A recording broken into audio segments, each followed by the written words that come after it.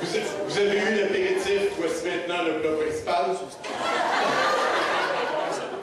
Un homme et sa femme ont une discussion très serrée le matin, puis ça finit quasiment en chicane, mais ça pas quasiment, en chicane.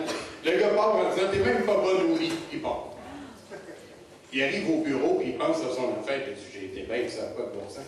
Fait qu'il prend le téléphone, puis il décide de rappeler sa femme pour s'excuser, puis le téléphone sonne, puis le téléphone sonne, puis le téléphone sonne. À un moment donné, la femme répond « Le gars, tabarnouche, je sais que t'étais. » Elle dit « Je t'ai couché. » Elle dit « T'étais couché à cette heure-là, puis qu'est-ce que tu faisais? » J'aimerais ça avoir une deuxième opinion. S'en passe-tu des affaires dans la vie? Un homme est père de 6 enfants, qui est vraiment fier de son coup. Fait qu'il commence à appeler sa femme la mère de 6. Elle aime moins ça un peu. Fait qu'à un moment donné, il se retrouve dans un party, puis le gars, il juge que c'est le temps de partir, et fait qu'il se lève debout, puis il te lâche un cri, il dit « Hey, la mère de 6, c'est le temps qu'on part! » Elle dit « OK, je suis prête, un père de 4. »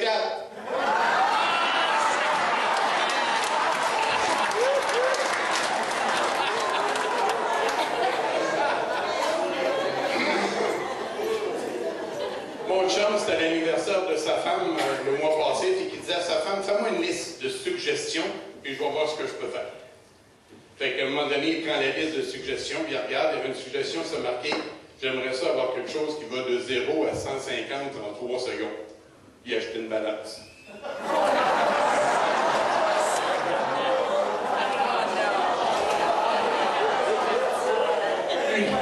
Une autre suggestion, elle dit, amène-moi dans un endroit cher.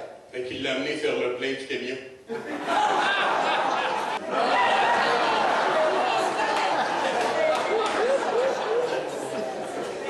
S'en passe-tu des affaires dans la vie? L'institutrice a dit aux enfants, vous allez me donner le nom d'un médicament puis me dire à quoi ça sert. Fait qu'il y en a un qui se lève et dit, l'aspirine pour le mal de tête. Ah, c'est excellent. Il y en a un deuxième qui se lève et dit, l'oragel pour le mal de dents. Très, très bien. Un troisième, il dit le sirop Buckley pour le tout. Ah, c'est bravo, bravo. Et un quatrième, il dit le Viagra pour la diarrhée. La maîtresse, elle dit, où c'est que t'as appris ça? Ben, d'hier, au moment, elle dit à peu près, si t'en prends, peut-être que ta petite merde va durcir.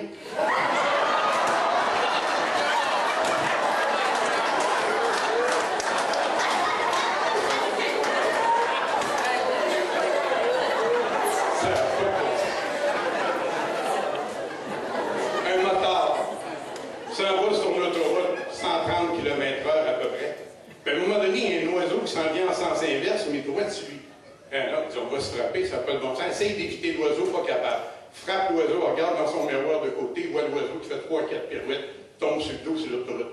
Le moteur vire de bord, ça approche de l'oiseau. L'oiseau n'est pas mort, mais il est assommé bien raide. Fait que le gars le ramasse.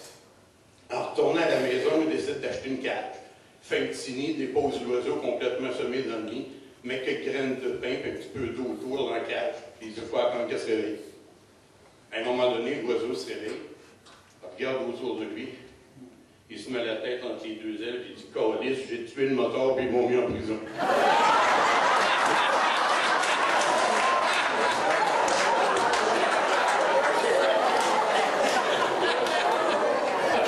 S'en pose-tu des affaires dans la vie? Le dentiste a une relation avec sa secrétaire depuis déjà un bout de temps, la secrétaire tombe enceinte. Fait que pour pas que ça paraisse auprès de sa femme, il donne de l'argent à la secrétaire et dit « Va-t'en en Europe. » Ouais, mais dis comment je vais faire pour te dire que j'ai accouché? Ben, tu m'enverras une carte postale puis tu m'enverras dessus spaghetti. Dis-moi, je ne vais pas savoir ce que ça veut dire. À un moment donné, il est à son bureau, 8 mois plus tard. Sa femme l'appelle. Elle dit « Tu viens de recevoir une carte postale, c'est bizarre ce qui est écrit là-dessus, je comprends rien. » Bon, ben, je regarderai ça, mais que j'arrive à la maison ce soir. Fait que le soir, il arrive à la maison, il regarde la carte postale, tombe sans connaissance. La femme, tout de suite, elle prend le téléphone, appelle le 911, les ambulanciers arrivent, commencent les mesures de réanimation.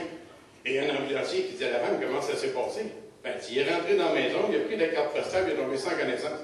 Est-ce que c'est écrit, sa carte postale? Elle s'est marquée spaghetti, spaghetti, spaghetti, spaghetti, 2 avec boulette, 2 pas de boulette.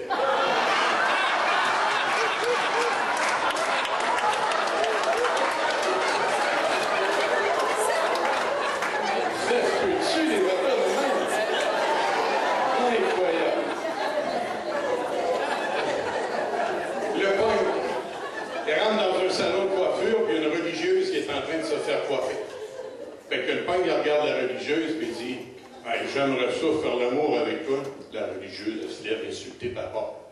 Quoi faire? Il dit « T'as vraiment pas le tour. » Il dit « C'est une religieuse. Elle, tout est centré sur la foi. » Elle dit « Pour elle, c'est le Seigneur le plus important, son Dieu. » D'ailleurs, tous les soirs, elle va au cimetière à minuit, elle s'installe devant la grande croix, elle fait une prière au Seigneur. Fait que si tu veux avoir des chances, déguise-toi en Dieu. Présente-toi au cimetière et dis que Dieu voudrait avoir une relation charnelle. Hey, c'est pas bien. Fait que le soir en question, il va chercher une grande robe blanche, une grosse barbe blanche, puis s'en va au cimetière. La religieuse est bien là, en train de faire ses prières devant la croix.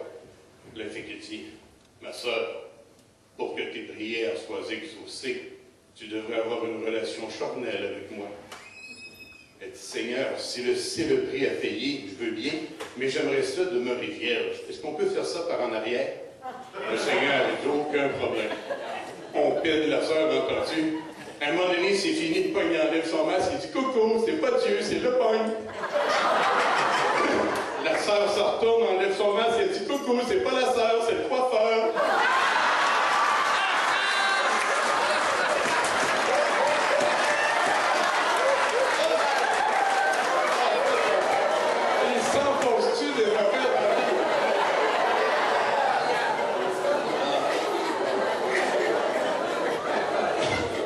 Un curé d'un village éloigné, en Beauce, au Saguenay, à Trois-Rivières.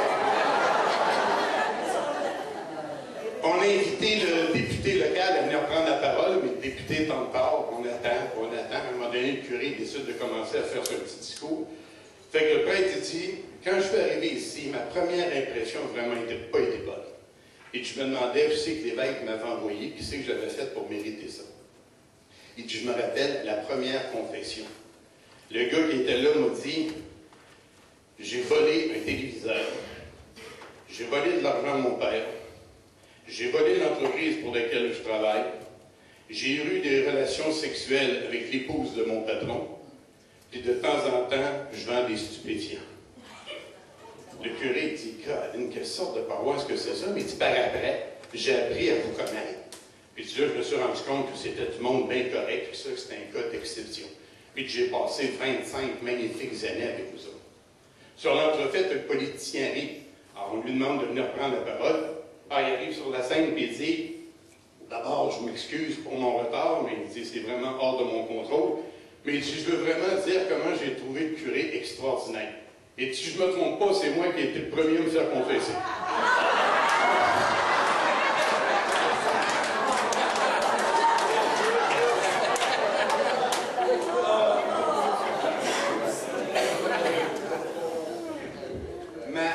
Première fois que j'ai acheté un condom.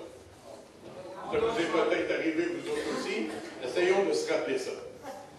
J'ai à peu près 16 ans. Je me présente à la pharmacie. Puis je dis à la jeune fille qui est là, une très belle femme d'une vingtaine d'années, que je voudrais acheter des condoms. Fait que la fille me regarde et elle dit, sais-tu comment ça marche?